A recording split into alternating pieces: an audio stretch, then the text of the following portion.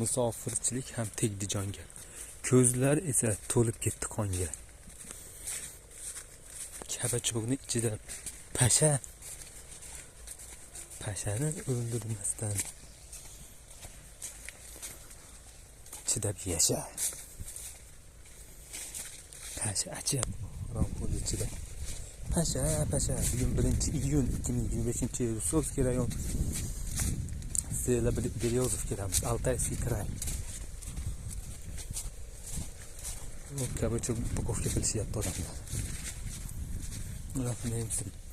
Bir yomg'ir yog'adi, tinadi. Bu yomg'ir ham biz musofirlarni qiynab yubordi desam bo'laveradi. Lekin mayli, Allohga shukr. Bu kunlar ham o'tar ketadi. Bizni kutar biz kutgan kunlar.